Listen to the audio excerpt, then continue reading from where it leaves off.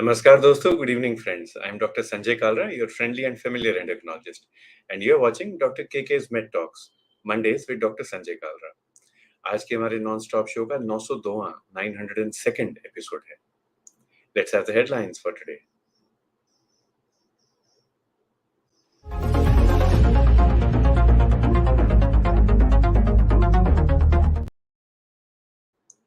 Now first Chandrayaan 3 and then Vikram, our rover, is making us proud on the moon.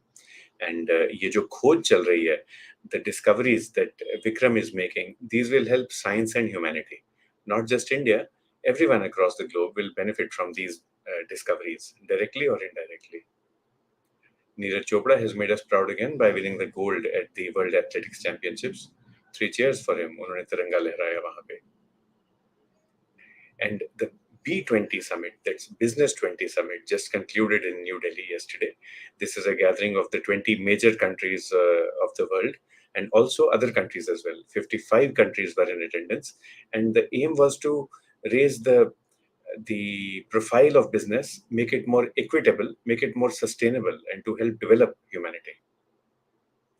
B20 will be followed by G20, and the G20 summit will be held in New Delhi again, 8th to 10th of September, and this will mark the apogee of India's presidency of the G20 group. Now, all these news headlines speak about strength. They speak about strength in different ways. सेहत की, बलवानी की अलग-अलग परिभाषा है in news headlines में. So let's see what our topic for today is.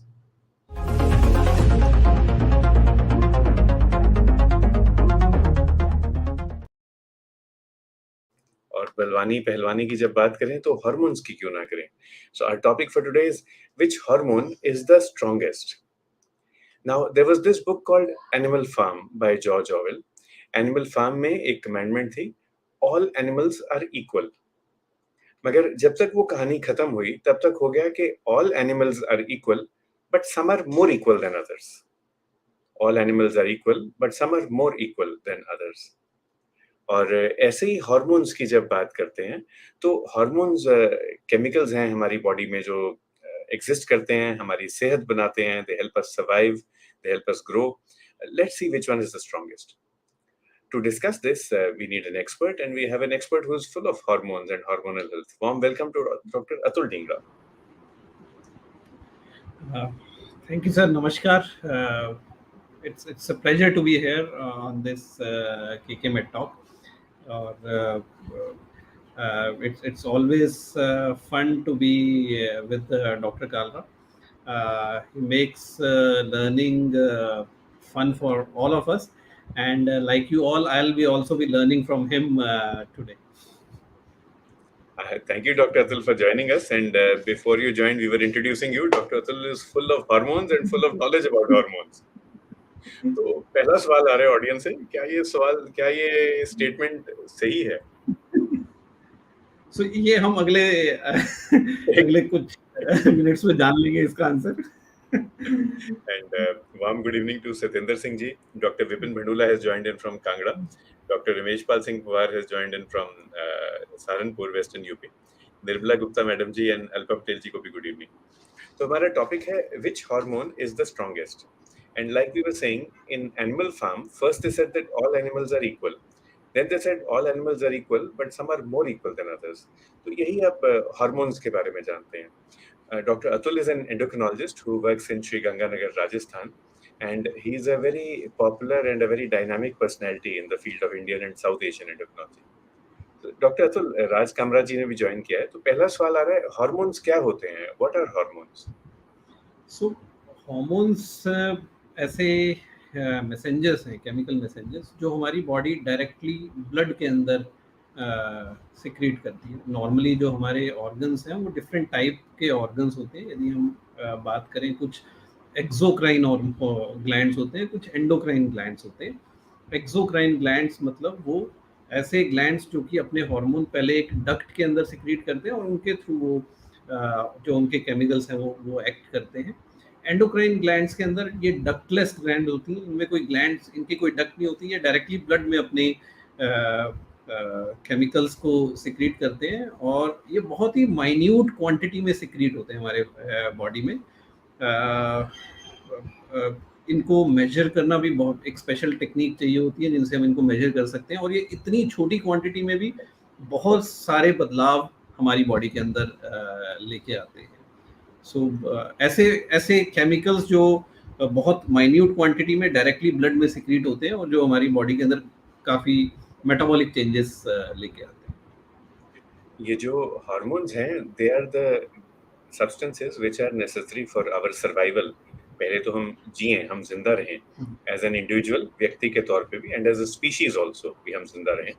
और फिर हम बढ़े, तो बच्चे बड़े होते हैं, एडल्ट बनते हैं, और उसके बाद हम फिर रिप्रोड्यूस करें ताकि हमारी प्रजाति चलती रहे। So now doctor Atul, let's look at two situations. सामने खतरा आ गया, लेट अस से किसी ने मुझे मारा हाथ पे, मुझे लगा ये खतरे की घंटी है, अगर मैंने लड़ाई नहीं की या मैंने इस व्यक्ति से कुश्ती नहीं की या मैं भागा नहीं, तो कुछ हो जाएगा मुझे। So what happens, let us say किसी ने मुझे जोर से हाथ मारा, the endocrine system, the nervous system, how do they work together, how do I respond to so a so जो चैलेंज? जैसे ही हमारा हमारा ब्रेन खतरे को समझता है, जैसे ही हमारे ब्रेन को पता चलता है कि कोई खतरा आने वाला है, तो हमारा ब्रेन और हमारा एंडोक्राइन सिस्टम आपस में इंटीग्रेटेड है। ब्रेन ऐसे न्यूरोनल इम्पल्सेस जनरेट करता है जो हमारे बॉडी के अंदर एड्रेनलिन नाम के हार्मोन को बढ़ा देते हैं। ये जो एड्रेनलिन हार्मोन है, ये हमारा इमरजेंसी हार्मोन है। ये हमारे फ्लाइट फाइट और फियर वाला जो रिस्पॉन्स होता है उसके लिए रिस्पॉन्सिबल होता है। और उस वक्त की सिचुएशन को हम समझ के फिर हम डिसीजन लेते हैं कि क्या हमने फाइट करनी है, फ्लाइट करना है, या इससे हमें डरना चाहिए या नहीं डरना चाहिए। तो बेसिकली ये एक इंटीग्रेशन है न्यूरोनल सेल्स का हमारे एंडोक्राइन सिस्टम के साथ में। और ये कई लेवल्स पे इंटीग्रेशन होता है, हमारे हाइपोथैलेमस से लेकर हमारे एग्जैक्ट एड्रिनल ग्लैंड्स में भी ये इंटीग्रेशन होता है, और इसके थ्रू हमारे एड्रिनल ग्लैंड्स ये एड्रेनलिन हार्मोन सिक्रीट करते हैं।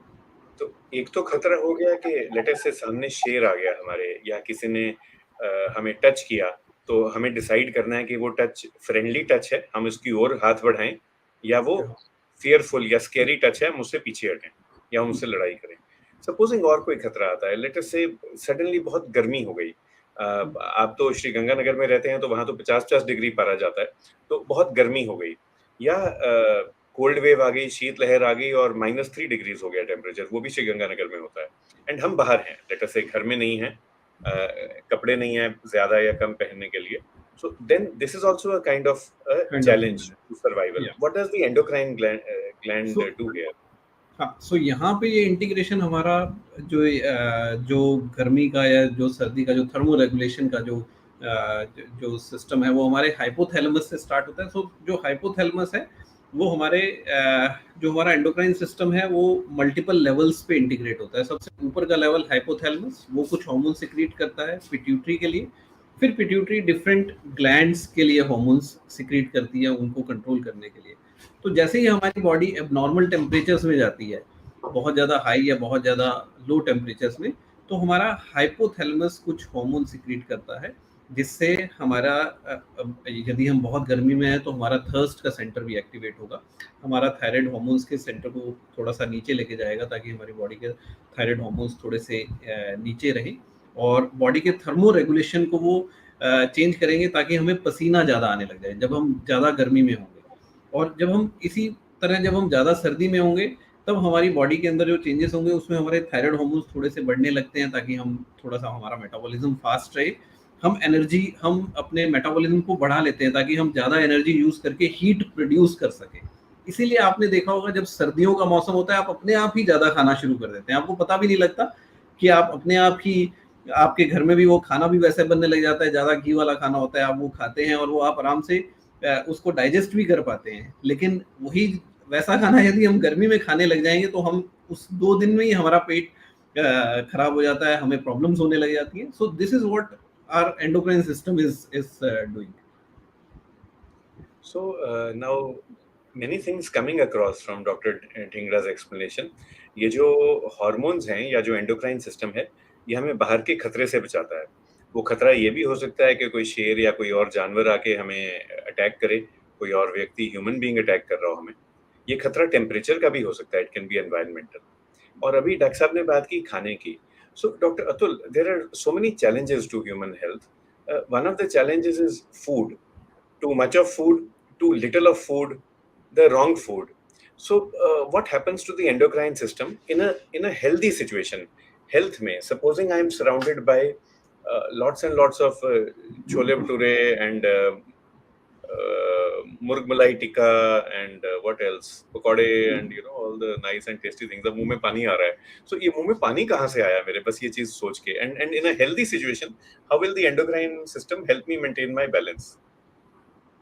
सो हमारे हमारी जो हमारा खाना होता है वो हमारे दो सेंटर्स पे डिपेंड करता है, हंगर सेंटर एंड जब हम फेड स्टेट में जब होते हैं तब तब तब हमारी जब भूख खत्म हो जाती है, जब हमें लगता है कि या वी जो सेटाइटी सेंटर है, हम सेटाइटी फील करते हैं कि अब हमें और नहीं खाना है, वो ये इन दो चीज़ों पे निर्भर करता है। और इसका इन इन सेंटर्स का जो कंट्रोल है अगेन हाइपोथैलेमस से होता है, जो हमारा ईटिंग बिहेवियर है। और ये ईटिंग बिहेवियर भी मल्टीपल हार्मोन्स के कंट्रोल में होता है। जैसे कॉर्टिकोट्रोपिन रिलीजिंग हार्मोन होता है जो हमारे हंगर सेंटर के ऊपर यदि वो ज़्यादा सिक्रीट होता है तो हमें भूख ज़्यादा लगने लग जाती है। ऐसे ही कुछ और हार्मोन्स होते हैं, जैसे लेप्टिन एक हार्मोन है जो हमारे फैट सेल्स प्रोड्यूस करते हैं। यदि लेप्टिन हार्मोन सही तरीके से काम करता है तो हमें जितना खाना होता है हमें उतने से सेटाइटी, मतलब हमारी भूख खत्म हो जाती है। कुछ सिचुएशंस में एक सिस्टम होता है जो हम नॉर्मली देखते भी हैं। एक सिचुएशन होती है जिसको हम लेप्टिन रेजिस्टेंस बोलते हैं। लेप्टिन रेजिस्टेंस मतलब हमारा लेप्टिन बन तो रहा है लेकिन लेप्टिन काम नहीं कर पा रहा है। उस वजह से हमें भूख बहुत ज़्यादा लगने लग जाती है। जब हमें भूख ज़्यादा लगती है और जब हम ज़्यादा खाना खाते हैं तो ये जो एक्सेस फूड है, जो एक्सेस कैलोरीज है, हमारी बॉडी के अंदर एक और मेटाबॉलिक प्रॉब्लम जनरेट करती है जिसको हम इंसुलिन रेजिस्टेंस बोलते हैं। मतलब जो हमारा एग्जिस्टिंग इंसुलिन है वो भी पूरे तरीके से काम नहीं कर पाता है। ये जब इंसुलिन लेवल्स बढ़ने लग जाते हैं तब हमारी भूख बढ़ने लग जाती है। जो हम सिचुएशन ज़्यादातर आप लोगों से सुनते होंगे कि हमें पानी भी लगता है। ये पानी भी लगने का कारण ये होता है कि हमारी बॉडी का जो मेटाबॉलिज्म है वो डिस्टर्ब है। हम हम जो भी खा रहे हैं वो हम अंदर ही रख रहे हैं बॉडी के बजाय उसको यूज करने के। हम उसको फैट सेल्स में कन्वर्ट कर रहे हैं और उसको अंदर ही रख रहे हैं। ये रीजन है कि हमारे अंदर मोटापा बढ़ता है। सो ये सारी सिचुएशन जो है वो ये छोटे छोटे से जो हमारे हार्मोन्स जो बहुत ही माइन्यूट क्वांटिटीज में सिक्रीट होते हैं ये कंट्रोल करते हैं। तो हम बार बार प्लूरल यूज कर रहे हैं हार्मोन्स, तो it make sense and it make sense to understand कि एक हार्मोन नहीं है, अनेक हैं, और एक ग्लैंड नहीं, अनेक ग्लैंड्स हैं। पहले तो हम ग्लैंड्स गिन पाते थे, मगर अब जैसे साइंस तरक्की कर रही है, अब I don't think there would be any researcher in the world who could count the number of glands and the number of hormones. या यू आर राइट। सो अगर वो कोशिश भी करेंगे तो अगले दिन तक आउटडेटेड हो जाएगी उनकी लिस्ट। एग्जैक्टली। शुभतारा घोसाल जी भी आपको गुड इवनिंग कर रही हैं, and we acknowledge doctor Vipin बंडूला's question, causes of leptin resistance. Sir, allow us to come to that in a few minutes from now. So we are seeing now कि ये hormones अलग-अलग तरह के डेंजर से या खतरे से हमें बचाते हैं। अब मान लो हमारी प्राइमरी नीड्स पूरी हो गई, रोटी कपड़ा मकान जब पूरा हो जाता है, दिस इज मैस्लोज थ्योरी, जब आपके पास रोटी कपड़ा मकान हो, then you want to grow, then you want self esteem, love, belonging. ऐसे ही एंडोक्राइन सिस्टम ने जब हमें बाहर के खतरों से बचा लिया, तो फिर नेक्स्ट स्टेप है कि हम ग्रो करें। तो क्वेश्चन आ रहा है from mister Aarav from Rajasthan. वो ये आ रहा है कि ग्रोथ क्या होती है बच्चों के लिए किशोर अवस्था में, और एडल्ट्स के लिए, यंग एडल्ट्स के लिए हार्मोन्स क्या क्या काम करते हैं ताकि हम खतरे से हम बच गए, अब हम ग्रो कैसे करें? What do hormones do? I think सबसे मेरे ख्याल से one of the very important jobs that hormones do, specially in a growing child. 1 साल से लेकर जो 14-15 साल तक बच्चा ग्रो करता है, वो ग्रोथ हार्मोन, जो एक हार्मोन है जो हमारा पिट्यूटरी ग्लैंड सिक्रीट करता है, वो उस पर डिपेंड करता है। अगेन ये जैसे आप पहले कह रहे थे कि ग्रोथ भी मल्टीपल हार्मोन्स पे डिपेंड करती है। सबसे इम्पोर्टेंट उसमें न्यूट्रिशन डेफिनेटली सबसे इम्पोर्टेंट पार्ट प्ले करता है। उसके बाद थायराइड हार्मोन भी इसके अंदर काफ़ी इंपॉर्टेंट रोल प्ले करता है। और जो सेंट्रल पार्ट जो प्ले करता है वो ग्रोथ हार्मोन जो पिट्यूटरी से सीक्रेट होता है वो है। नॉर्मली हम एक्सपेक्ट करते हैं कि बच्चा जो है 1-2 साल से लेकर जो 10-11 प्री प्यूबर्टल एज तक जो बच्चा है वो 5 से 6 सेंटीमीटर तक बढ़े। और प्यूबर्टल ग्रोथ स्पर्ट जब वो एकदम से ज़्यादा बढ़ते हैं तब 8 से 10 सेंटीमीटर वो अगले 2 से 3 साल तक बढ़े। तो ये जो काम है, ये हार्मोनल सिस्टम जो एंडोक्राइन सिस्टम है, ये उसका काम है। ये बहुत ही फाइनली बैलेंस्ड सिस्टम है। अगर ये कम बनने लग जाता है तो बच्चे की ग्रोथ कम होने लग जाती है। वैसे ही जब ये बहुत ज़्यादा बढ़ जाता है तब ग्रोथ एकदम से काफ़ी ज़्यादा भी हो जाती है। जैसे आपने कई मूवीज़ में भी देखे होंगे, कई विलेंस जो बहुत लंबे चौड़े ऐसे विलेंस होते हैं उनमें ज़्यादातर ग्रोथ हार्मोन की ही प्रॉब्लम्स होती हैं। उसके बाद जब बच्चा प्यूबर्टल स्टेज में आता है, प्यूबर्टी मतलब जब उसमें चेंजेस आने लगते हैं, तब उसके सेक्स हार्मोन्स बढ़ना शुरू होते हैं, जिसमें मेल्स में टेस्टोस्टेरोन लेवल्स बढ़ते हैं और फीमेल्स में ईस्ट्रोजन और प्रोजेस्टेरोन लेवल्स बढ़ते हैं।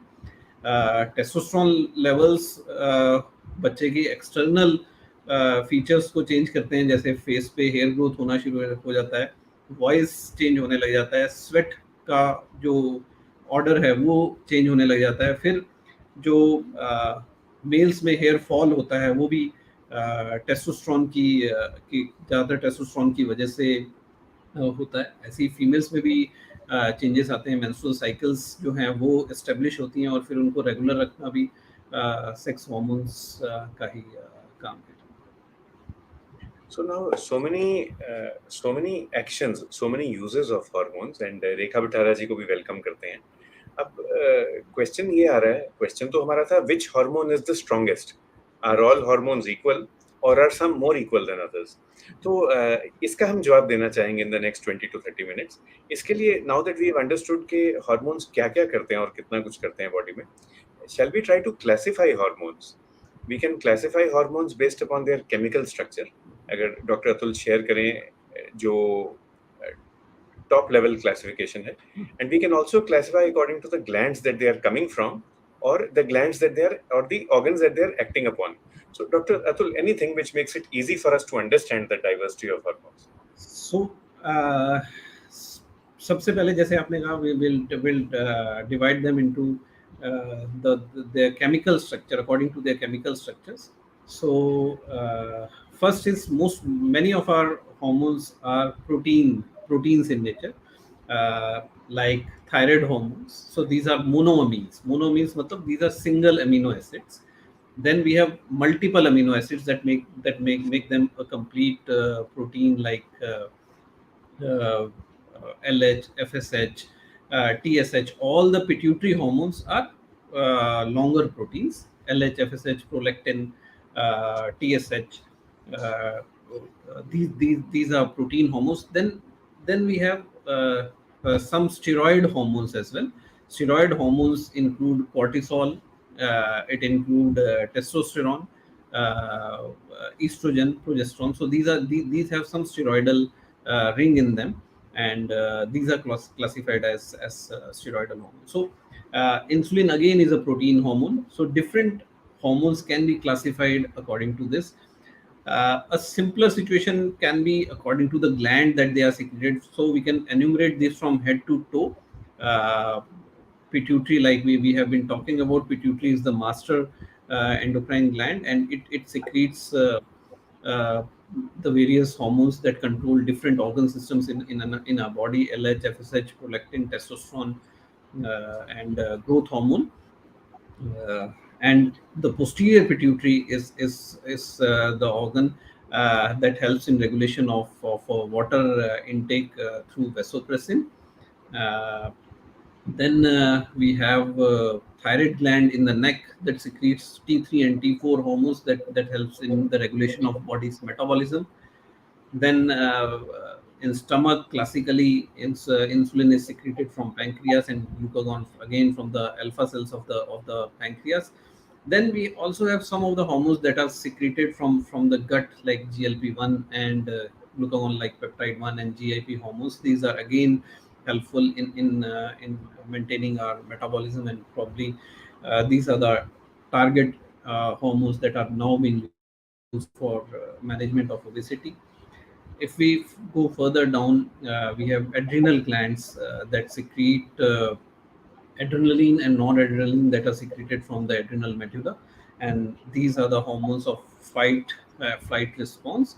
And then we have cortisol, aldosterone, as well as DHEA. So cortisol is again a hormone that is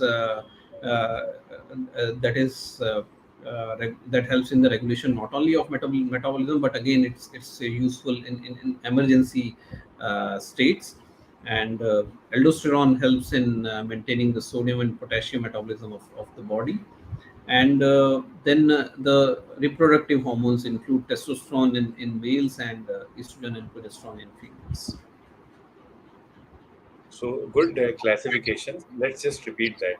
अगर हम हेड टू टो चलें तो जो सबसे ऊपर जो ग्लैंड्स हैं, हाइपोथैलेमस और पिट्यूटरी, उसके बाद गर्दन में थायराइड एंड पैराथायराइड, इनसे ज्यादातर पॉलीपेप्टाइड या प्रोटीन हार्मोन सिक्रीट होते हैं.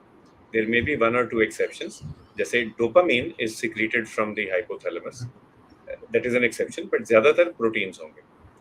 और नीचे जब आते हैं टू द पैंक्रियास और टू द गट, वहां पे भी प्रोटीन सिक्रीट होते हैं, बट जो प्रोटीन की लंबाई है वो बड़ी होनी शुरू हो जाती है. और नीचे गए तो एड्रिनल ग्लैंड आता है. एड्रिनल ग्लैंड के दो हिस्से हैं. तो एड्रिनल मेडुला से अमाइंस सिक्रीट होते हैं, catechol amines, which are basically protein based. They are nitrogen based, but उनमें कार्बन एटम भी है. They are organic compounds. Adrenal medulla से बाहर निकलो तो एड्रिनल कॉर्टेक्स, वहां पे स्टेरॉइड सिक्रीट होते हैं. और उसके नीचे गोनैड्स, ओवरीज या टेस्टिस, वहां से भी स्टेरॉइड सिक्रीट होते हैं. So the head to toe classification of endocrine glands is linked slightly to the chemical classification of the hormones that are being secreted.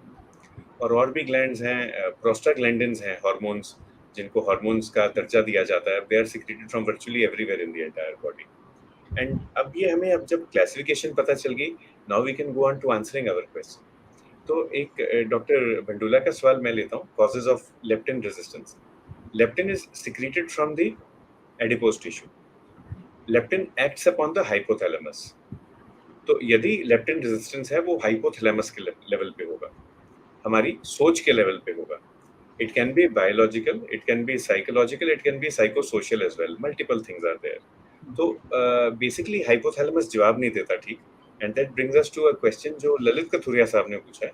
So leptin जब हाइपोथैलेमस थोड़ा सा disorder हो जाता है और वो जवाब नहीं दे पाता प्रॉपर्ली लेप्टिन को, that is leptin resistance. Hypothalamus को यही नहीं पता चलता कि कब मैं खाना खाना शुरू करूं, कब मैं ऑर्डर निकालूं कि भूख लगी है खाना खाओ, और कब मैं ऑर्डर निकालूं कि खाना खाना बंद कर दो. With this, now it is easy to answer Sir's question. Sir का question है, what are the causes of leptin resistance? So any kind of psychological, social, even spiritual, any kind of environmental, like dietary triggers, any kind of such stress which influences the hypothalamus will make it get into trouble. Biomedical causes also, अगर किसी की glucose बहुत ज्यादा है, किसी के triglycerides बहुत ज्यादा हैं, तो वही खून जिसमें ग्लूकोज घूम रहा है या ट्राइग्लिसराइड्स घूम रहे हैं, वही खून हाइपोथैलेमस को नहलाता है. तो हाइपोथैलेमस को जब साफ खून नहीं मिलेगा तो वो काम नहीं ठीक कर पाएगा. So, Dr. Atul, based upon common sense, based upon Ayurvedic principles, lifestyle modification principles, how do you हम हाइपोथैलेमस को नियंत्रण में कैसे रखें, हाइपोथैलेमस को ऑप्टिमाइज कैसे करें? So again, I believe the best way out is to maintain a healthy lifestyle. Good having 45 minutes of physical activity, and for improvement of stress, what I personally find best is doing pranayama and yoga. So it helps to reduce the stress, and like you were saying, so psychosocial factors may be one of the reasons for hypothalamic problems. So it will help us in improving that. Then improving our dietary our daily diet will also helps help us in maintaining a good metabolism that will improve our hypothalamic function. And like you always say, khush raho and keep exercising. Probably that is one of the best ways to keep yourself healthy. Uh, That's right, Dr. Atul. And Bimla Kapoor ji भी आपको good evening कर रही हैं. Dr. Vipin says thank you. Seema ji has logged in from Kolkata. The ABC would be A for adequacy. जो भी आप करें, adequate करें in terms of lifestyle. So we've discussed this many times on KK Med Talks. Sensible sustenance, that's diet. Structured physical activity, that's exercise. Stress management. Stop substance abuse. Sleep hygiene. Spirituality. जो भी हो, adequate हो. Adequate. A for adequate, ना कम ना ज्यादा. You should be in the Goldilocks zone. B is for balance. नियंत्रण में रखें सब कुछ. Do not say that today I am going to go to the gym for 6 hours and I will forget about dieting. Everything has to be in balance. And C is for consistency. So कभी Yeah. कभार cheat day allowed है, weekdays, weekends में difference है, but थोड़ा सा consistency आना चाहिए. That's it. ABC करना आसान कितना है, doctor Atul? Adequacy, balance and consistency. How easy is it to do? How difficult is it? So yeah, it does, it is difficult initially, I believe, but once you are in a habit, then it does become your habit. Then once you are in that zone, then it becomes consistent. So it's just about getting that willpower and sort of handling yourself for the first 1 or 2 or 3 weeks whenever you're trying to start a new habit. But Lalit ji जो सोनीपत से हैं यही point raise करते हैं. वैसे he is very consistent, he is very regular in his lifestyle. But supposing on some day because of business pressures he missed his lunch at 1:30 p.m. Then he got the lunch at 4:30 p.m. He is not able to stop eating. satiety नहीं आती. इसको leptin resistance बोलेंगे क्या, या ये वैसे ही भूख है, हाइपोग्लाइसीमिया है, क्या हो रहा है? सो फर्स्ट क्वेश्चन इज कि क्या हो रहा है मुझे, and second question is Lalit साहब का, what can I do to avoid over eating? So again, this is not leptin resistance, because this is clearly effect of hypoglycemia. So जैसे ही आप hypoglycemia डेवलप करते हो, आपकी बॉडी ऐसे सिग्नल्स भेजने लग जाती है जिससे आपकी भूख बढ़ती है और आप खाना ज़्यादा शुरू करते हो. अगर ये वंस इन अ वाइल हो रहा है, सो हर एक किसी के साथ होता है, it's not a problem, but avoid doing this on a regular basis, because then you will start gaining weight, and this metabolism will set up in you. So how to stop this is one of the difficult things. So what you can do is start with more of fibers in your diet, and take some amount of proteins also initially. थोड़ा सा protein पहले लेंगे तो protein सेटाइटी जल्दी लेके आते हैं बजाय कार्बोहाइड्रेट की. जो हम नॉर्मली, जैसे हम सिर्फ चपाती खा रहे हैं, चपाती से उतनी जल्दी सेटाइटी नहीं आएगी. प्रोटीन्स जैसे जो आप दाल राजमा कुछ ले रहे हैं, यदि आप वो पहले लेते हैं तो उससे आपको जो तृप्ति है खाने की, जो सेटाइटी है, वो जल्दी आ जाएगी. तो आप इस तरीके से ओवर ईटिंग को अवॉइड कर सकते हो. Yeah. So what happens, Lalit, is this is not leptin resistance. This is actually hypoglycemia. फिर काउंटर पॉइंट आएगा कि जी हमने तो अपनी ग्लूकोज चेक की, नॉर्मल थी, 70 80 100 150 थी. The answer to that is it may be neuroglycopenia. यदि हम ब्रेन में जाके CSF और करने की जरूरत नहीं है बिल्कुल भी, पर यदि हम ब्रेन में जाके ग्लूकोज चेक करें तो वो कम पाएगा, या वो भी चाहे नॉर्मल हो. आपका ब्रेन इतना सेंसिटिव है कि उसको पता चल गया कि ये ट्रेंड ये आने वाला है. अब देखो विक्रम भी अब चांद पे पहुंचा हुआ है, हमारा हीरो, तो उसको दिख गया कि क्रेटर है, तो उसने पहले ही रास्ता मोड़ लिया. ये थोड़ा ना कि पहले क्रेटर में जाके गिर जाओ और फिर उसके बाद बोलो जी अब मम्मी मैं गिर गया, अब इसरो भैया मदद करो मेरी. So that's not done. So वो आपको ट्रेंड दिख रहा है आपके ब्रेन को, and the brain is sending you a message कि पहले ही खाना खा लो ताकि आप लो ग्लूकोज में ना चल जाए. There is something known as hypoglycemia aggression hypothesis. And Lalit ji ने ये कहा कि भूख ज़्यादा लग रही है, but another thing that happens is if you miss your lunch and if you have neuroglycopenia, sometimes you become angry, you become aggressive.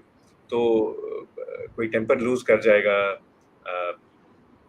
Negotiation में, डिप्लोमेसी में गड़बड़ हो जाएगी. So it's good idea to take meals regularly. And जैसे doctor Atul ने कहा, protein से satisfaction आती है, so eat proteins. Another thing would be to avoid ultra processed foods. तो जैसे मान लो आपने मैदे की कोई बनी हुई चीज खा ली, उससे आपको सैटिस्फैक्शन नहीं मिलेगी. वही अगर आप होल व्हीट फ्लावर की चीज खाएंगे, एक चपाती खाएंगे, उससे सैटिस्फैक्शन आ जाएगी. How do you define an ultra processed food? ऐसी चीज जिसकी शक्ल देख के आपको पता ही ना चले कि पहले ये चीज क्या थी. जैसे आपने केले को केले की तरह खा लिया, या 3 या 4 हिस्से करके खा लिया, दैट इज नॉट प्रोसेस्ड. पर केले का पोटैटो चिप्स, बनाना चिप्स बन गया. Looking at the banana chips, you don't know where it is come from. It can be any kind of a chip.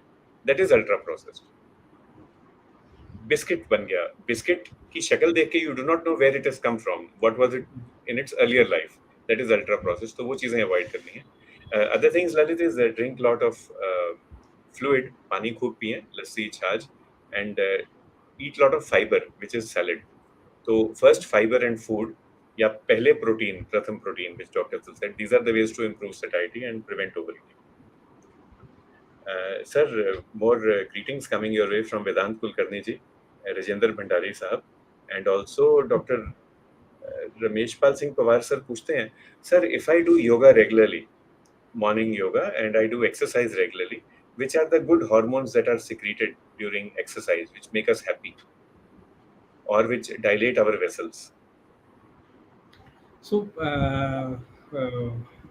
it is believed that exercise does has have a mood elevating effect. It leads to secretion of endorphins. So endorphins are actually happy chemicals or happy hormones that are released in our brain, and it a good exercise actually regimen has good effect on actually all of your hormonal axes, whether it is your thyroid axis. So आपने कई बार देखा होगा कि जो लोग थोड़े से मोटे हैं उनका TSH थोड़ा सा ऊपर चल रहा होता है.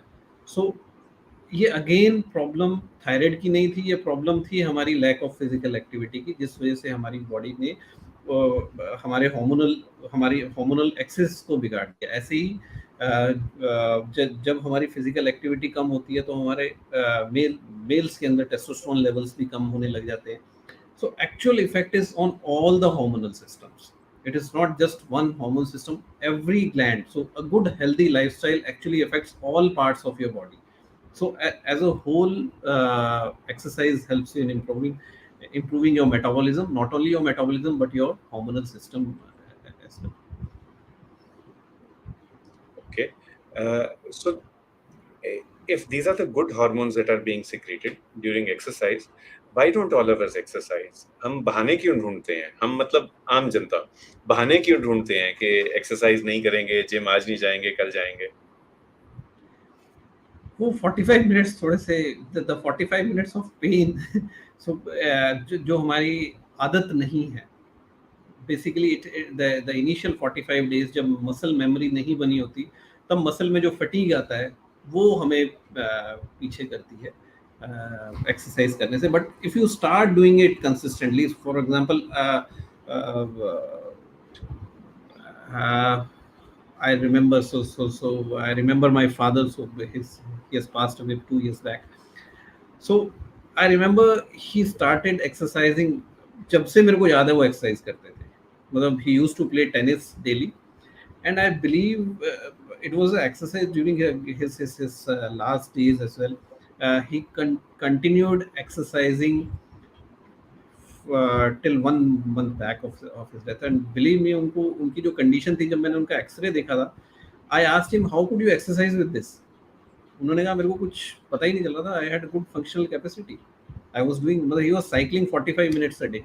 So I believe it is your consistency that is important. Once you start doing it, then you start enjoying it. And दूसरी जो इम्पोर्टेंट चीज है, आप किसी भेड़ चाल में मत पड़ो. हर एक एक्सरसाइज हो सकता है आपके लिए अच्छी ना हो सकता है मेरे लिए जिम अच्छा ना हो, मेरे लिए साइकिलिंग अच्छी है, हो सकता है मेरे लिए वॉकिंग अच्छी है, हो सकता है मैं बैडमिंटन खेलना पसंद करूं, हो सकता है मैं टेनिस खेलना पसंद करूं. सो अगेन आपको अपनी चॉइस ऑफ एक्सरसाइज पे भी ध्यान देना. It is not just that you have to exercise, but start looking at things that make you happy from inside and start doing that.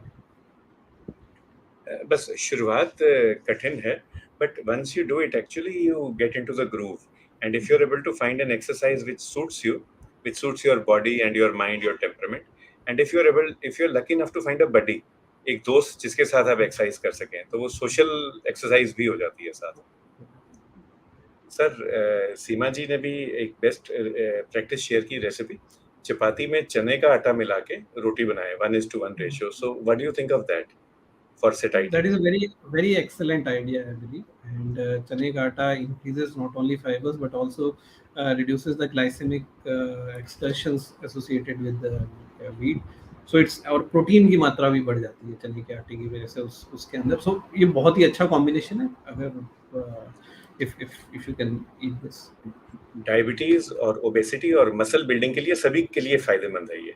और डू नोट के सीमा जी ने चने का आटा स्पेसिफाई किया, बेसन का आटा या Yes. बेसन नहीं कहा उन्होंने। बेसन इज अल्ट्रा प्रोसेस्ड, उसमें से फाइबर निकला होता है। चने का आटा is helpful. Good evening from doctor Pradeep Rawal as well from Ujjain in Madhya Pradesh. And Seema ji बोलती हैं कि exercise should be common sense, so follow your common sense. जैसे डॉक्टर अतुल ने कहा कि आप अपनी कॉमन सेंस फॉलो करें, you will find the right exercise और physical activity. A new term that we use now is called SPAD, SPAD, that is sports, physical activity, dance and exercise. तो जो suit करे, अगर भंगड़ा पसंद है तो वो करें, पर कुछ भी करें। Dr. Vipin adds to the foods for satiety. You can add ragi, soyabean flour, oats or jaw, or that is barley. And do it in a person centric manner. Exercise या डाइट जो भी पसंद हो, and ऐसा नहीं कि family, बाकी family simple चपाती खा रही है और आपके लिए सोयाबीन का आटा अलग बन रहा है। The entire family should eat the same. Question from Dr. From Kulkarni Sahab, that is, sir, hormonal relationship between stress and appetite. How do we treat loss of appetite or overeating by stress modulation? So बहुत ही it's a very interesting question.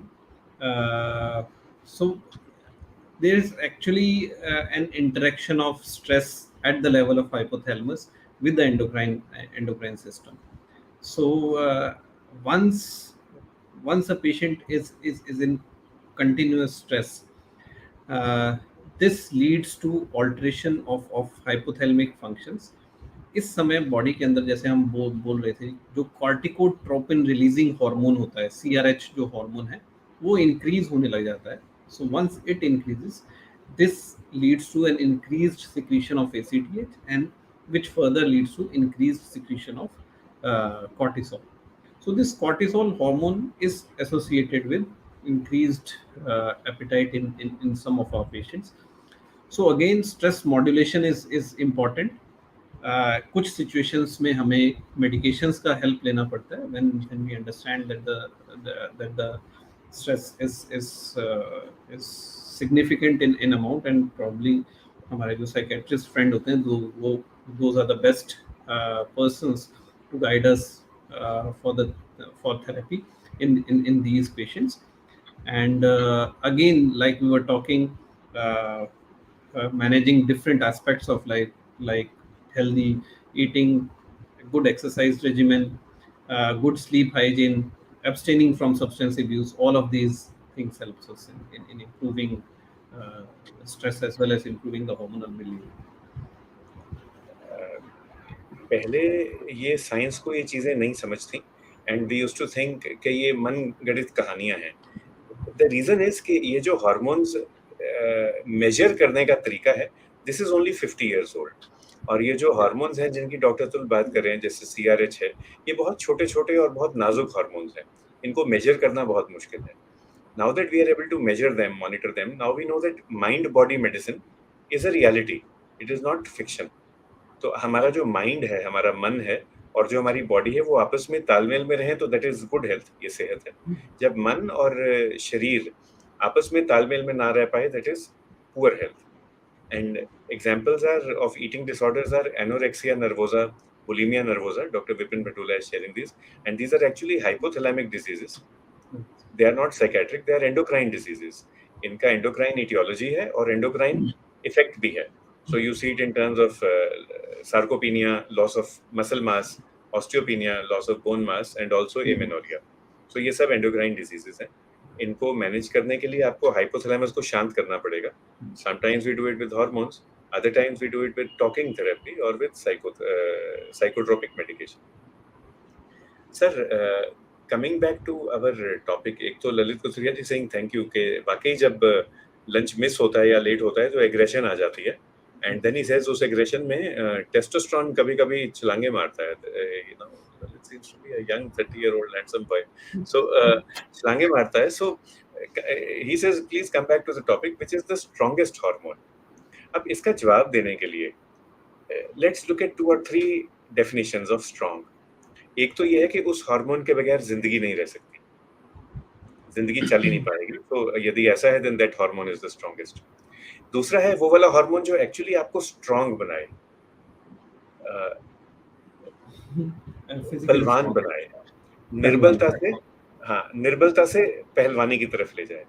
अब अगर पहलवानी की बात हो रही है so then again it can be दिमागी तौर पे, स्पिरिचुअल तौर पे या शारीरिक तौर पे। So that can be another definition of the of strength, and that will help us define which is the strongest hormone.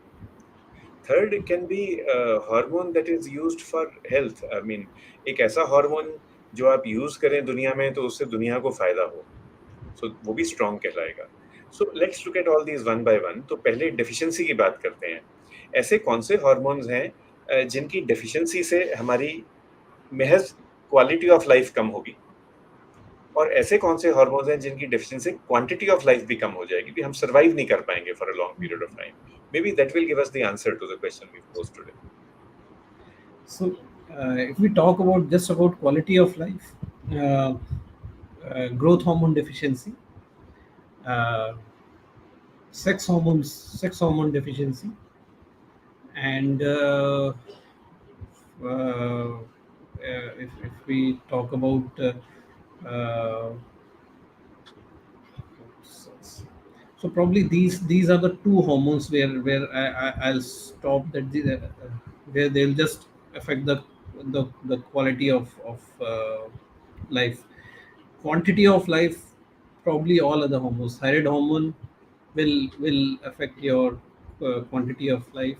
Again, if we talk about insulin, again it is a life saving hormone, and again its deficiency, we all know that prior to development of insulin, diagnosis of diabetes actually meant early death at that point of time.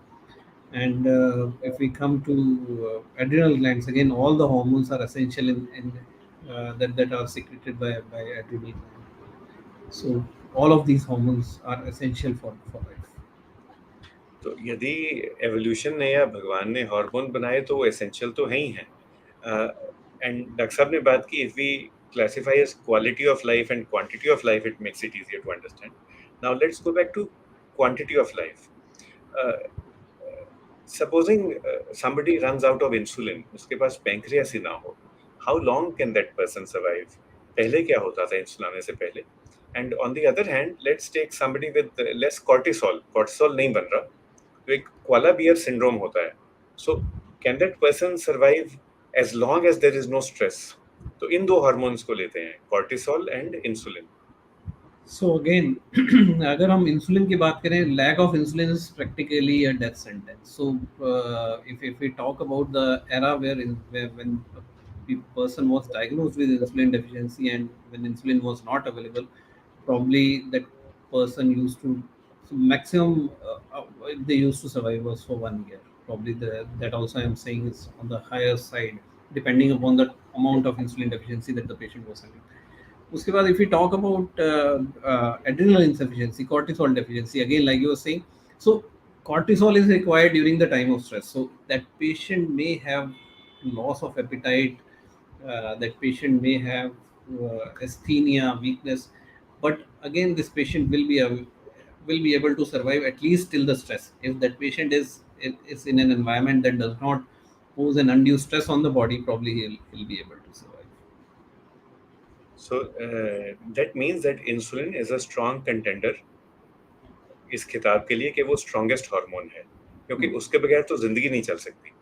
Cancer वाला मरीज ज्यादा time निकाल पाएगा, type 1 diabetes वाला मरीज बगैर दवाई के उतना टाइम निकाल पाएगा। Hmm, and it is highly unfortunate कि आज की तारीख में भी कई नॉन क्वालिफाइड प्रोफेशनल्स बात करते हैं of reversal of type 1 diabetes.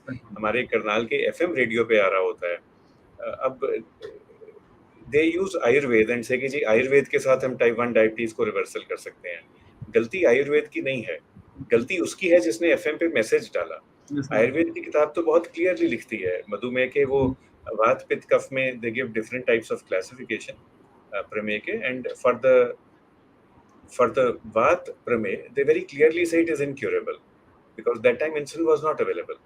So गलती है उन लोगों की जो ये ऐसे गलत मैसेजेस डालते हैं for their personal benefit. But insulin becomes a strong contender the for the prize of the strongest hormone. Cortisol भी एक स्ट्रॉन्ग कंटेंडर है। तो जैसे हमने बात की, यदि आइडियल वर्ल्ड हो, स्ट्रेस बिल्कुल भी ना हो, तो कॉर्टिसोल के बगैर काम चल सकता है। बट आजकल की दुनिया में, like if you have to live life in New Delhi और you have to live life in Shri Ganganagar, is cortisol required doctor Atul, और can you manage without it? definitely, definitely, you cannot manage without you can't manage, it. Even daily life में भी चाहिए। Right. सारी animal प्रजातियों में सबसे heaviest जो adrenal gland है पर KG body weight, that is in the monkey, because monkey को सबसे ज्यादा स्ट्रेस का सामना करना पड़ता है। दूसरे नंबर पे ह्यूमन बींग्स आते हैं, एंड हमारा भी एड्रिनल कोई बहुत भारी भरकम नहीं है। It is just 3 grams left side, 3 grams right side. Insulin जहां से बनती है, बीटा सेल्स और आइलेट्स ऑफ लैंगरहैंस, वो तो कुल 1 ग्राम की है। इनके बगैर कोई जिंदा नहीं रह सकता, उस 1 ग्राम के बगैर।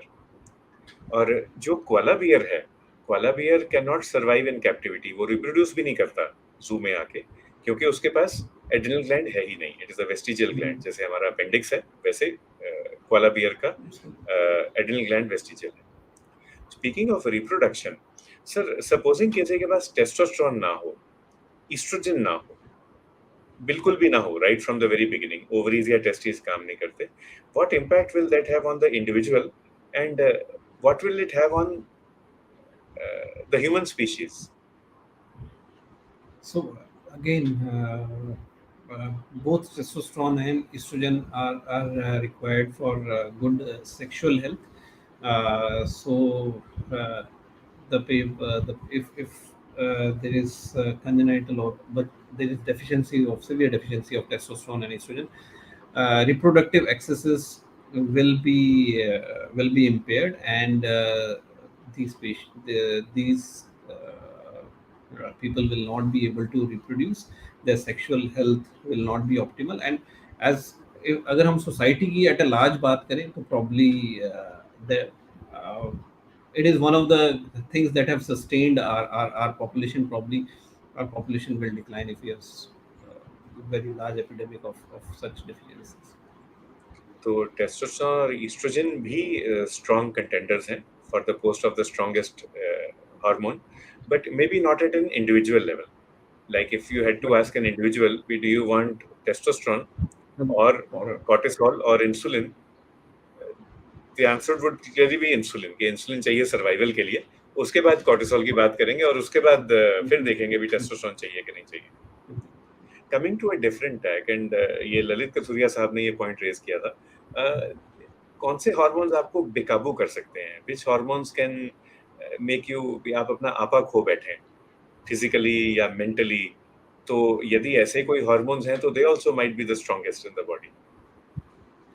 So again, testosterone is one of the hormones, and it has been suggested in few studies that people with very high testosterone levels, even चाहे आपको वो आर्टिफिशियली दिए जा रहे हैं, बाहर से आप इंजेक्टेबल्स के थ्रू ले रहे हैं, तो आप ज़्यादा एग्रेसिव हो जाते हैं. You may become more aggressive, and hypersexuality has also been reported in such patients. Uh, Adrenaline is one of the stress hormones, and again, it may or may not make you more, or it may make you more or less aggressive depending upon the situation. You may either fight with the situation or you may flight away from the situation. It will depend upon the situation altogether. But if you have to ask me just one hormone, probably testosterone is the hormone that will But always even seem to move. yeah, So that is also a contender for the strongest hormone, but it is not just testosterone. एक Andrew accelerator hypothesis है, doctor Dhingra is the author of that hypothesis, जो ये कहता है it's not just about testosterone पर से, it is also about the environment that you find yourself in. यदि आप शांत सात्विक एनवायरनमेंट में हैं, वो टेस्टोस्टेरोन आपको तंग नहीं करेगा. पर वही अगर आप एक भड़कीली और राजसिक एनवायरनमेंट में हैं, तो हल्के से टेस्टोस्टेरोन के साथ भी आप अपना आपा खो बैठेंगे. So that was another way of looking at it. Sir, वैसे तो अब क्लियरली लग रहा है कि insulin seems to be the strongest hormone, but मान लो अगर हम बलवाने की पहलवाने की बात करें, तो मान लो मैं अपने मसल्स बनाना चाहूँ, तो अब जिम में मैं देखता हूँ बहुत सारा मिसयूज होता है. पीपल यूज ग्रोथ हार्मोन, इतना महंगा है. They don't use, they misuse it. They misuse testosterone, they misuse another hormone known as HCG, और इसके कॉकटेल्स और मॉकटेल्स बन रहे होते हैं. तो what message would you have for all the people who experiment with these hormones just for muscle building? So just in simple sentence, do not use these for this purposes. Believe me, ये आपको ज़्यादा harm करते हैं फायदा पहुंचाने के बजाय. So probably you'll have probably आपकी मसल्स शायद बन जाएंगी उतना टेस्टोस्टेरोन या उतना हार्मोन्स लेने से, बट आपकी सेक्सुअल हेल्थ वाकई डिस्टर्ब होने लग जाती है. स्पेशली मेरे पास काफ़ी सारे अब बॉडी बिल्डर्स आते हैं, पोस्ट मैरिज प्रॉब्लम्स आती हैं इनफर्टिलिटी की, बिकॉज आर बॉडी इज, हमारे जो हार्मोनल एक्सेस हैं वो एक फीडबैक मैकेनिज्म्स पे काम करते हैं. कोई भी चीज़ हमारी बॉडी में ज़्यादा होगी तो हमारी बॉडी उसका प्रोडक्शन बंद कर देगी. और टेस्टोस्टेरोन के साथ ही हमारा जो जो मेल्स के अंदर जो स्पर्मेटोजेनेसिस है वो भी बहुत बहुत क्लोजली लिंक्ड है उसके साथ. तो जैसे ही बॉडी के अंदर टेस्टोस्टेरोन नॉर्मल लेवल से ऊपर जाना शुरू होते हैं, बॉडी अपना एफएसएच हार्मोन जो है उसको कम करना शुरू कर देती है, जिसकी वजह से स्पर्म प्रोडक्शन कम हो जाता है. कुछ सिचुएशंस में जहां अब्यूज कम टाइम के लिए था, हम उसको रिवर्स कर पाए and we were able to give good results to our patient, but in few situations we were not able to reverse the effect also. So they had good muscles, but their married life was not what they exactly wanted it to be. ये हम भी देख रहे हैं, and increasingly सो. पहले ऐसे patients नहीं आते थे इतने, बट अब ज़्यादा आते जा रहे हैं. And our colleagues who work in the bigger cities, maybe in South Mumbai, in South Delhi, वहाँ पे तो बहुत ही हाई परसेंटेज है इन ऐसे पेशेंट्स का. हमारा टॉपिक था आज का, doctor Atul, which is the strongest hormone. Discuss करते करते हम शुरू हुए हार्मोन से. हार्मोन्स क्या हैं, हार्मोन्स क्या करते हैं हमारी बॉडी में, how do we classify them. सर से लेके पैर तक इतने सारे हार्मोन्स हैं. We have celebrated the diversity of hormones, और we have also talked about mind body medicine, unity in diversity. ये सारे हार्मोन्स इकट्ठे काम करते हैं. They work like an orchestra, like a team. अलग अलग काम नहीं करते, मिलजुल के काम करते हैं. तो और कहीं पे भी डिस्टर्बेंस हो तो हर जगह डिस्टर्बेंस दिखती है. We then moved on to try to answer our question, which is the strongest hormone in the body. उसमें भी हमने देखा कि यहाँ पे भी डाइवर्सिटी है. What does the strongest mean? सभी की अलग अलग परिभाषा होगी, एंड उस परिभाषा के तहत आप जवाब देंगे. तो अब it's nearly 8 o'clock now, doctor Atul. Final question, इसका सिंगल सेंटेंस में या सिंगल शब्द में क्या जवाब होगा?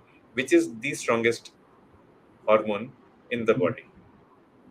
So मेरे ख्याल से the best single line answer is जो जो काफ़ी कॉमनली एक टैग लाइन है एक एडवर्टाइजमेंट की, हर एक फ्रेंड जरूरी होता है.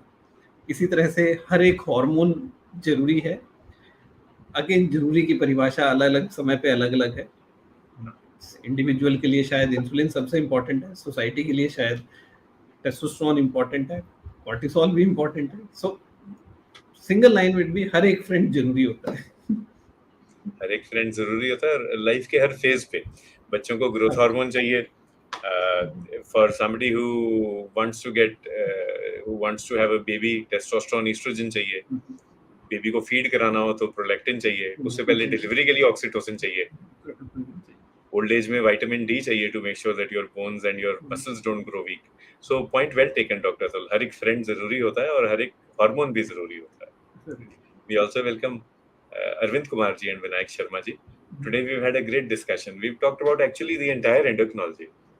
डॉक्टर अतुल, ये जो सब एंडोक्रिनोलॉजी वाले हैं, इतना मतलब ना गुणगान और शोर मचाते रहते हैं अपने सब्जेक्ट के बारे में कि बड़ा मुश्किल सब्जेक्ट है, बड़ा कठिन है। आजकल जब many of you will be surprised to know, जब डीएम एंट्रेंस एग्जामिनेशन होता है आफ्टर एमडी मेडिसिन या after MD paediatrics, highest ranking students, हमारे लड़कियां हमारे लड़के, वो सब एंडोक्रिनोलॉजी चूज करते हैं। It is the toughest subject to get. मगर ये तो आपने 55 मिनट्स में पूरा सब्जेक्ट कर डाला। So how do you explain this also? Is it so simple? So this is what the beauty is. यही मेरे ख्याल से इस सब्जेक्ट की ब्यूटी है। आप जितना इसके अंदर घुसते जाते हैं, you tend to become more involve in it. You can finish this in 55 minutes, और वही 3 साल भी हम लोगों ने लगाए हैं सिर्फ इसी के बारे में बात करते हुए। और अभी मेरे ख्याल से आप मेरे ख्याल से पिछले 20 साल से ज़्यादा इसी सब्जेक्ट के बारे में बात कर रहे हैं। एंड प्रॉब्ली आप you are still enriching your knowledge, and you're still learning more about the subject. Learning new things. And अपने बारे में तो मैं ये कहूँगा कि मेरे ख्याल से पिछले 7-8 साल से मैं एंडोक्रिनोलॉजी की फील्ड में हूँ, and I am enjoying it, and it's always a pleasure to be in your company. मैं हर बार कुछ ना कुछ नया सीखता हूँ आपसे, and like you are saying, this is what the beauty of our subject is. आज तो हमने आपसे सीखा, हम सब ने, doctor Atul, so thank you for that. Upanishad में कहा गया है, lead us from darkness into light, but when you reach light you finally end up in even more darkness. What they are trying to say is कि जब आप अंधेरे से रोशनी की तरफ जाते हैं या अज्ञानता से ज्ञान की तरफ जाते हैं, तो more questions crop up. So you feel the need to ask more questions, and that is what endocrinology or science is about, health is about. We have a few questions, we find the answers to them, but then we get more questions. So then we begin searching for the answers to those as well, and that is what life of science is. It's been great, Dr. Atul, being with you. One last question. This again comes from Mr. Arav, and the question is, यदि हम hormonal परिभाषा में बात करें, if we speak in terms of hormones, तो चंद्रयान के क्या hormones होंगे? Maternal hormones, testosterone hormones क्या होंगे? How would you describe Chandrayaan, and then how would you describe Vikram? Vikram की एज क्या है? कौन सी अवस्था में है? उसके क्या हार्मोन्स इस टाइम यूज हो रहे हो? So Chandrayaan is I believe Chandrayaan was the vehicle, so probably it delivered Vikram, so it had more of maternal hormones, and Vikram is in the neonatal stage. तो प्रॉब्ली अभी जो बिल्कुल जो बचपन वाले हॉर्मोन्स होते हैं, प्रॉब्ली अब वो स्टेज में आने वाला होगा जिसमें मिनी प्यूबर्टी आने वाली होती है। So it will be trying to gain more, trying to find more and more things to analyse. Curiosity बढ़ रही होगी अभी उसकी। So this is what in strict hormonal terms I tell. And यहाँ पे भी लाइक हर एक फ्रेंड जरूरी होता है, हर एक हार्मोन, तो हर एक स्पेस सैटेलाइट भी जरूरी होता है। सो आदित्य यान, अगर चंदा मामा है तो आदित्य सूरज चाचू हैं। सो द चाचू is also going out now in search for more information, and I think together they will make a very good team. With this, Dr. Azul, it's been great having you. We have Faraz with us backstage. Faraz, could you please show certificate of appreciation for Dr. Dhingra?